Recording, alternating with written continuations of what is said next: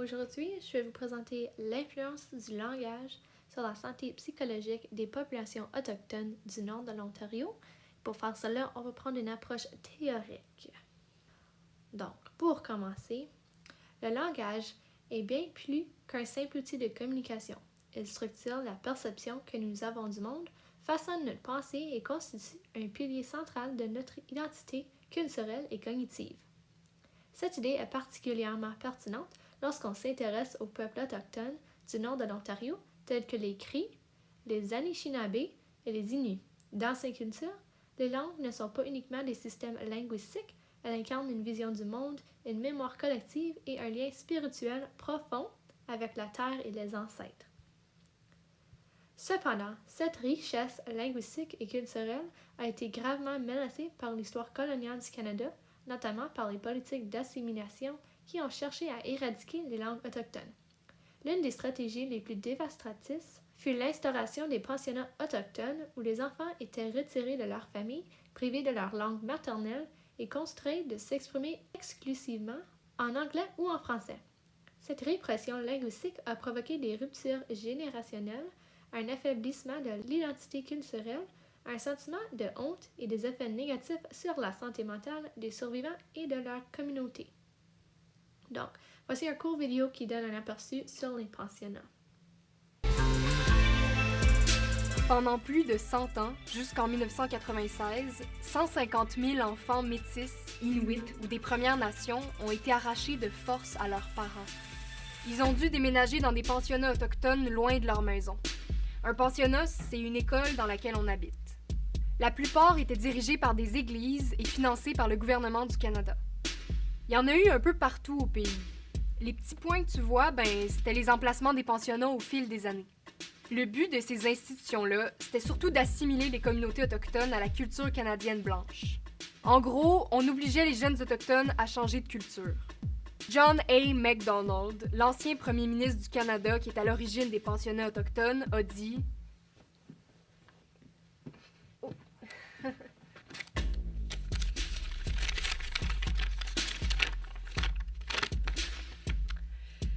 Les enfants indiens devraient être retirés le plus possible de l'influence de leurs parents et la seule manière d'y arriver est de les placer dans des écoles industrielles où ils vont acquérir les habitudes et les pratiques des Blancs.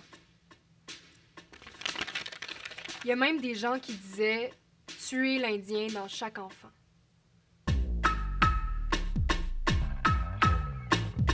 En plus d'arracher les enfants à leur famille, on les obligeait à avoir les cheveux courts et on les empêchait de parler leur langue. Quand ils retournaient chez eux, la plupart ne pouvaient plus parler à leur famille parce qu'ils avaient oublié leur langue maternelle. T'imagines ne plus pouvoir parler la même langue que ta famille, toi? Oh, je m'excuse. D'accord.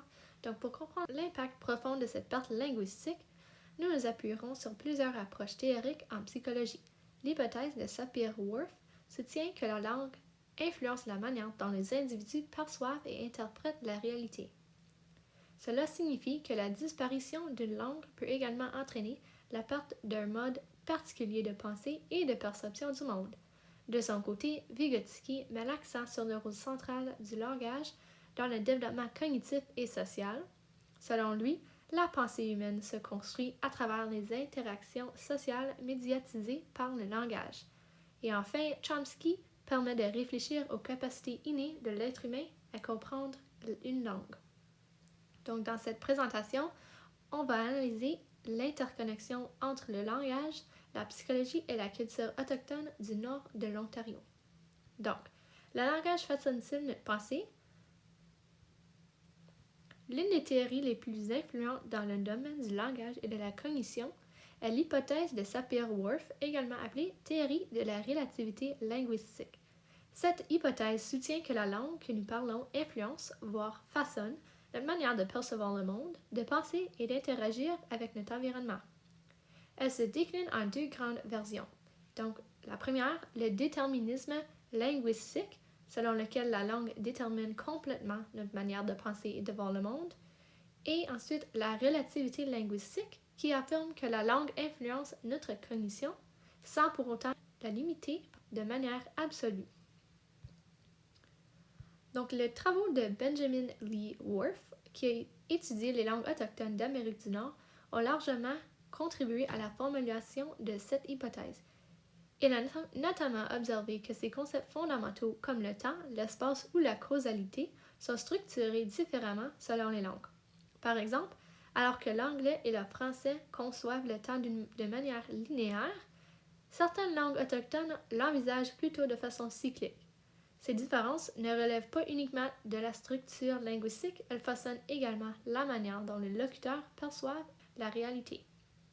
Cette perspective prend tout son sens lorsqu'on examine les conséquences de la perte linguistique chez les peuples autochtones du nord de l'Ontario, en particulier dans le contexte des politiques d'assimilation mises en œuvre au Canada à travers le système des pensionnats autochtones.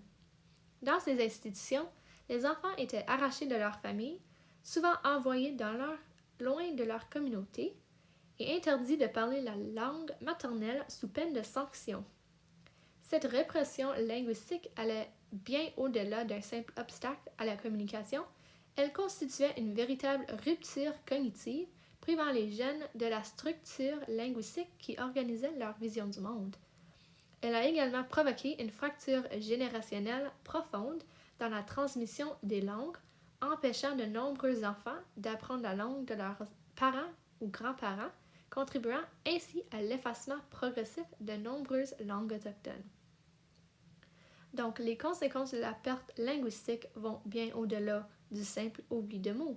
Selon Pierre Bockel, en 2011, l'abandon forcé de la langue maternelle peut engendrer ce que l'on appelle la honte linguistique. Ceci est un sentiment de dévalorisation de sa propre culture, souvent accompagné d'une baisse de l'estime de soi, ainsi que de troubles anxieux et dépressifs. Cette rupture ne touche donc pas uniquement la sphère linguistique, mais affecte profondément l'identité et le bien-être psychologique des individus. Privés de leur langue, beaucoup éprouvent un sentiment d'aliénation culturelle, se sentant à la fois exclus de leur culture d'origine et incapables de s'intégrer pleinement à la culture dominante. Ils évoluent ainsi dans un entre-deux identitaire sans véritable ancrage. Donc, Bockel souligne également que cette situation peut générer une forme de dissonance cognitive. Ceci est un conflit intérieur entre l'héritage culturel et la langue imposée qui fragilise davantage l'identité personnelle. Ce tiraillement est souvent lié à des troubles psychologiques tels que l'anxiété, le déracinement identitaire ou encore des troubles de l'humeur. Donc, pour ajouter, selon l'UNESCO, toutes les langues autochtones parlées au Canada sont aujourd'hui menacées d'extinction, une situation directement attribuable aux politiques d'assimilation mises en œuvre par les gouvernements. Plus de 70 langues autochtones distinctes sont actuellement parlées par les Premières Nations, les Métis et les Inuits, regroupant plus de 60 dialectes uniques. À l'exception de l'Inuktitut, toutes ces langues sont considérées comme en danger, allant du statut de vulnérable à celui de gravement ou extrêmement menacé. Ainsi, l'hypothèse de Sapir-Whorf permet de mieux comprendre pourquoi la langue ne peut être dissociée de la culture, de la cognition ou du bien-être psychologique. Pour continuer, les perspectives de Vygotsky et Chomsky. Les impacts de la perte linguistique ne se limitent pas aux dimensions culturelles ou psychologiques. Ils touchent aussi profondément le développement cognitif et social. Deux penseurs majeurs du 20e siècle, Lev Vygotsky et Noam Chomsky, bien que s'inscrivant dans des courants théoriques distincts, soulignent tous les deux le rôle central du langage dans l'évolution de l'être humain. Selon Lev Vygotsky, le langage n'est pas simplement un moyen de communication, mais un outil fondamental de médiation sociale et cognitive. Il permet à l'individu de structurer sa pensée, d'intérioriser les normes de son environnement culturel et de se construire comme sujet. En d'autres termes, le langage donne forme à la pensée et permet de comprendre et d'interpréter le monde à travers les codes d'une culture donnée. Dans les communautés autochtones du nord de l'Ontario, cette fonction du langage prend une signification profonde. La langue est au cœur de la transmission intergénérationnelle des savoirs, des récits, des pratiques spirituelles et des liens avec le territoire. Souvent transmise oralement, cette richesse culturelle s'incarne dans les chants, les cérémonies et les légendes. La perte de la langue telle qu'elle vécue à travers les politiques d'assimilation et la honte linguistique évoquées précédemment engendre une rupture identitaire majeure. Elle prive les générations jeunes d'un outil fondamental pour se situer dans le monde, pour penser et pour tisser le lien avec leur communauté. Donc, on va continuer avec Chomsky. Donc, de son côté, Noam Chomsky propose une approche plus inéiste avec sa théorie de la grammaire universelle. Il avance que tous les humains possèdent une capacité biologique innée à apprendre le langage et que chaque langue est une expression particulière. Ainsi, la diversité linguistique reflète la richesse des manières humanistes de structurer la pensée. Dans les langues autochtones du nord de l'Ontario, comme celles parlées par les Cris ou les Anishinaabe, incarnent cette diversité de façon remarquable. Leur structure grammaticale, souvent très différente de celle des langues indo-européennes, intègre par exemple des visions du monde profondément relationnelles où la nature, l'humain et le spirituel sont interconnectés. Leur disparition représente non seulement une perte pour les communautés concernées, mais aussi pour l'étude scientifique du langage humain en général, en réduisant notre accès aux différentes manières dont l'esprit humain peut organiser l'expérience. Donc, croiser les perspectives de Vygotsky et de Chomsky permet ainsi de saisir toute la portée de la perte linguistique. Non seulement la langue structure la pensée, comme l'avait déjà suggéré l'hypothèse de Sapir-Whorf, mais elle joue aussi un rôle essentiel dans le développement personnel, social et cognitif. Elle est à la fois outil de connaissance, vecteur de culture et marqueur d'identité.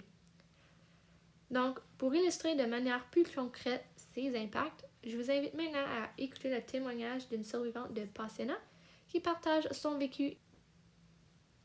When I went to residential school, I seen a lot of children who didn't know one word of English.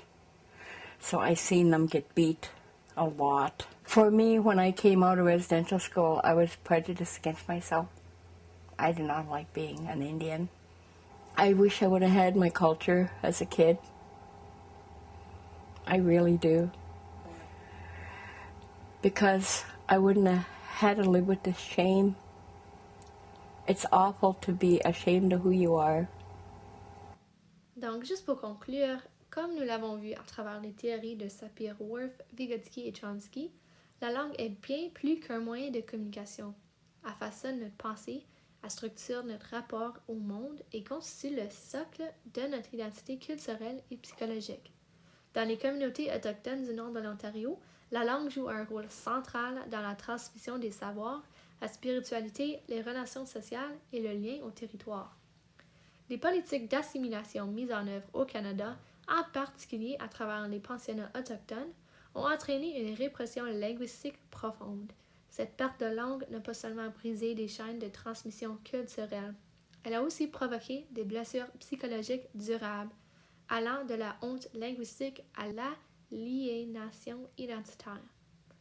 Loin d'être un simple enjeu du patrimoine, la disparition des langues autochtones menace l'équilibre psychologique et social des individus, tout en appauvrissant la diversité intellectuelle de l'humanité. D'accord, donc merci d'avoir écouté à ma présentation. Voici 2 pages de mes références et ensuite la deuxième page. Donc merci, passez une bonne journée.